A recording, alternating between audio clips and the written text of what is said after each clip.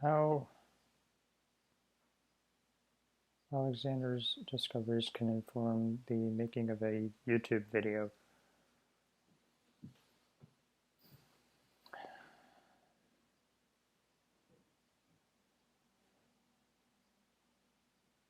I've noticed that the reflection of myself on the screen has been inclining me to drop my right shoulder more and more. And I'm thinking that something about the reversal of left and right in the mirror, since it shows you as if it were a mirror view on the screen rather than showing you what the viewer is going to see, somehow confuses me that I have a visual distortion and habitual visual distortion, let's say, not an essential one, but that I've formed a habit of visual misapprehension. And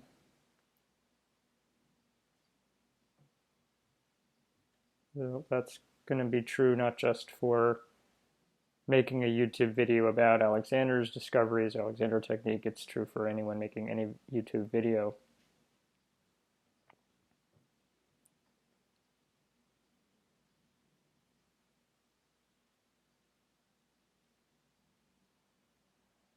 Some other thoughts about what I'd like to see in a video is a person moving as a whole person from the bottom of them to the top, or from top to bottom, but not the order being the important thing, but that the whole of them, top and bottom and top and bottom, is moving as one poised, present, graceful being. And I noticed that this chair isn't quite straight as I would want it to be. I've turned the camera, the screen off, so the camera's operating and I see a bit of my reflection actually, which I didn't realize was going to happen, in the black of the computer screen, but it's not as bright, and it's only reflecting my chest rather than showing me the whole view that the camera is seeing. So it's more like a natural and real mirror, and it's not the virtual mirror that the higher technology of the camera creates, the camera and the computer screen.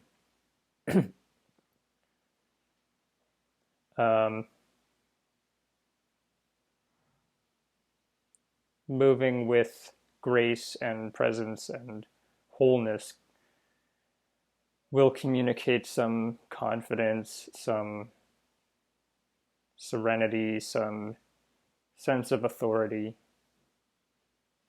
to viewers. So that's something that I'm thinking I aspire to, and I don't think I communicate with that very much.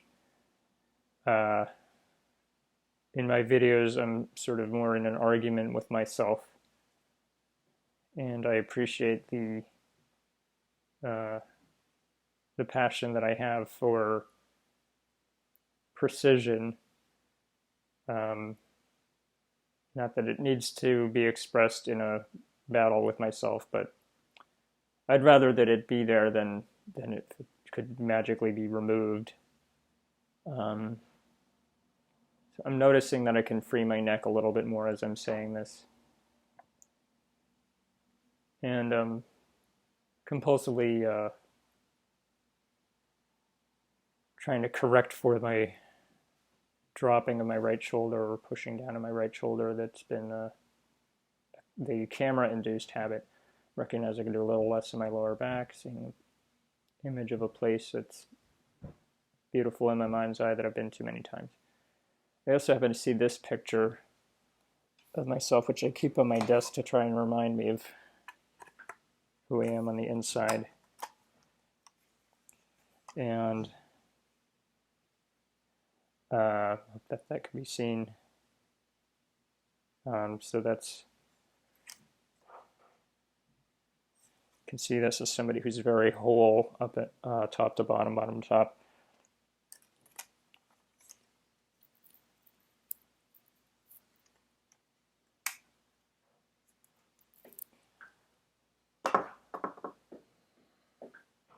And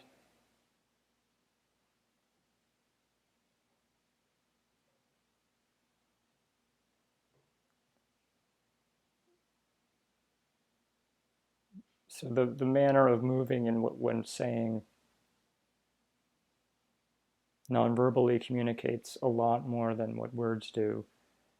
This is a commonly seen statistic. I haven't tracked down the source and verified it, but that 93% of communication is nonverbal, which would be tone, facial expression, gesture, and body language.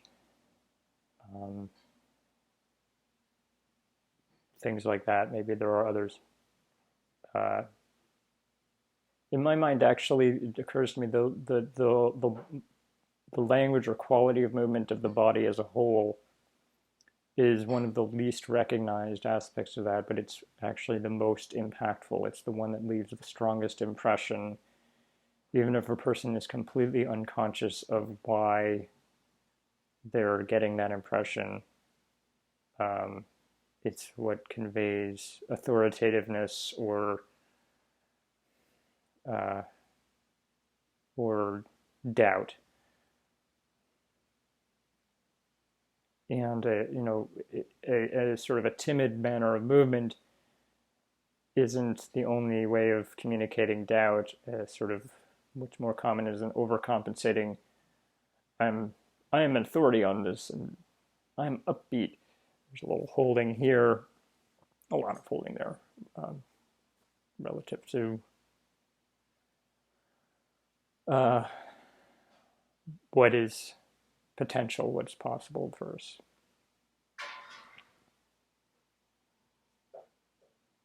And the question occurs also, how much attention is really worth being put on the manner of movement versus on what you're doing when you're just trying to present something in a YouTube video? And I'm not trying to present this as another thing for you to have to do to sort of nag yourself with or worry about failing to do. I want it to just be of service. So, take it to the degree that it's useful to find your own balance point of where it's serving the flow of how you make your video about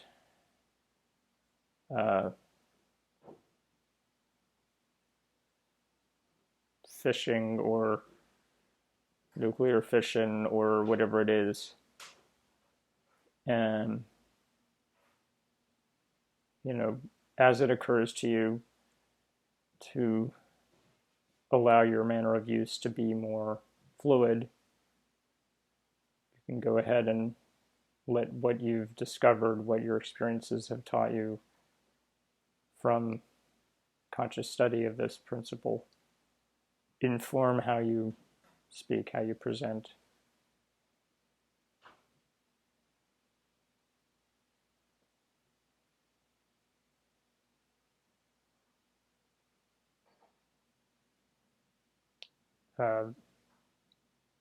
There's no value in perfectionism. End gaining to try to get to perfection is just another distraction. Of course, making a video is the biggest invitation to self-consciousness that we could possibly invent. And then it even gets worse when there's some talk of, well, try and be authentic in the video.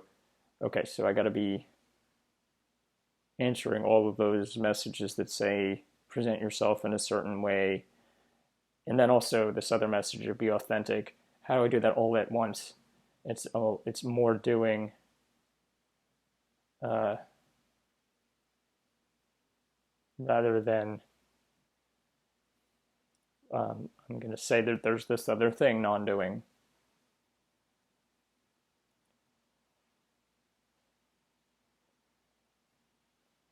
So when it occurs to you, you can allow your use to be a bit easier.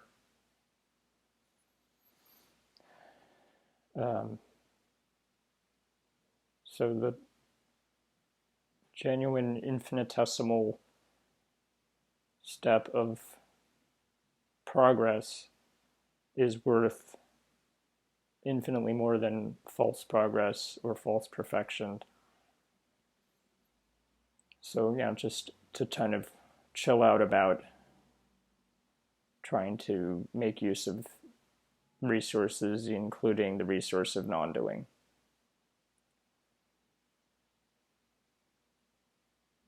So I've shared some insights about, some awarenesses about how one can move in the activity of making a YouTube video. I've talked about the value in turning off the screen, darkening it so that you don't see this distorted video image of yourself as you were trying to present your actual self. And an idea of presenting yourself moving as a whole, top to bottom, bottom to top, how that communicates possibly quite a lot more than what words you're using. I hope this is helpful. I'm going to turn the screen back up so I can see where the stop button is.